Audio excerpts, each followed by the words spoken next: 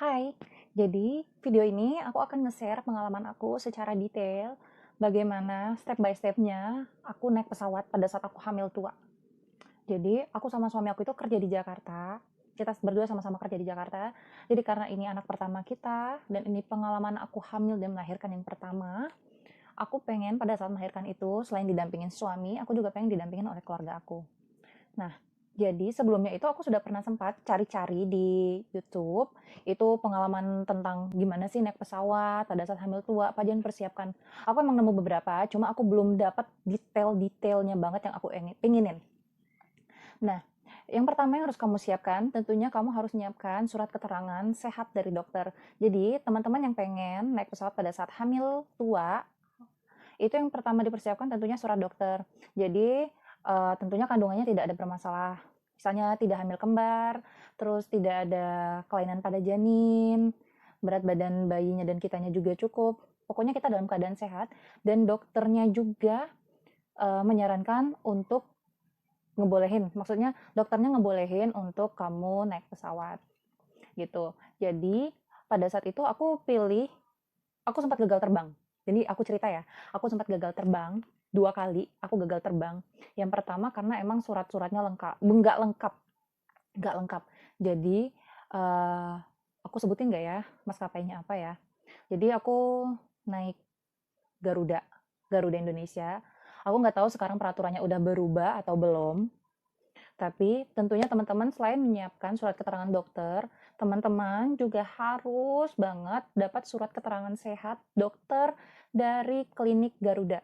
Jadi klinik Garuda itu ada di Bandara Soekarno-Hatta. Dia di Suta juga, cuma lokasinya dari Terminal 3 itu jauh banget, kira-kira setengah jam. Jadi kalau misalnya teman-teman yang udah hamil gede, itu biasanya memang nggak disarankan dan nggak dibolehin. Jadi aku benar-benar nggak dibolehin pada saat itu untuk naik pesawat. Karena pada saat itu usia kandungan aku udah 34 mau masuk 35 waktu itu ya. 34 mau masuk 35, kayak 2 atau 3 hari lagi aku udah masuk kehamilan aku yang 35 minggu. Jadi aku sama suami aku ya kayak why kita benar-benar nggak tahu apa-apa gitu kan. Yang kita tahu cuma kayak surat keterangan dokter doang. Dan ingat, kalian jangan sampai ngebohongin surat. Karena keamanan kalian di pesawat itu, ya untuk kalian juga. Jadi kalau kalian misalnya udah hamil 36 minggu, terus minta ke dokternya, dok tolong dong buat 32 minggu aja. Jadi jangan sampai kalian buat surat palsu atau kerjasama dengan dokternya untuk buat surat kehamilan kalian buat bohong-bohongan. Jangan, karena ini untuk keselamatan kalian sama bayi kalian yang ada di dalam perut. Nah, terus kita disaranin untuk ke klinik Garuda. Di klinik Garuda tentunya kita diperiksa juga dan kita juga ngasih lihat surat keterangan dokter. Surat keterangan dokter kandungan kita kalau misalnya kita tidak ada permasalahan, riwayat-riwayat kita juga. Jangan lupa bawa buku pink juga ya. Jadi di situ kan ada kayak histori kalian lah berobat, apa aja yang pernah terjadi, misalnya kalian ada permasalahan, pernah pendarahan atau gimana-gimana, kalian mendingan share aja, jangan maksakan diri. Terus nanti di situ kalian dicek suhu tubuh kalian, tentunya kemudian dicek kondisi kalian lah, yang jelasnya dicek. Kemudian kalian akan mendapatkan surat, karena ini udah hampir 1 tahun ya, aku jadi nggak punya contohnya. Jadi nanti kalian dikasih surat keterangan boleh terbang.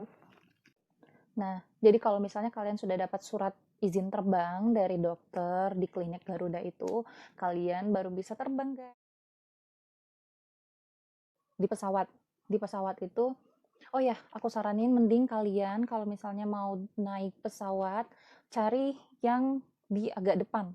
Kalau misalnya nggak dapat bisnis, kalau kalian nggak dapat di bisnis, pokoknya yang jarak di depannya itu luas. Karena kaki kita itu bener-bener pegal sempit banget kalau misalnya kalian duduk di belakang. Aku duduk di kursi ekonomi yang biasa, jadi itu benar-benar kerasa sempit. Udahlah kaki kita gede, bengkak, perut kita gede, dan untuk naruh seat beltnya itu di bawah perut. Jadi untuk naruh seat beltnya itu nanti di bawah perut kalian. Nah, terus pada saat kalian di pesawat itu aku kemarin beberapa turbulensi. Jadi usahakan kalian relax-relaxnya dan kalau bisa kamu tidur. Kalau bisa kamu tidur karena tekanan di pesawat itu berbeda dengan pada saat kalian di daratan. Nah, makanya aku nyaranin ke teman-teman, kalau misalnya pada saat kalian melakukan pemeriksaan ke dokter itu nggak diizinin dokter, jangan dipaksain.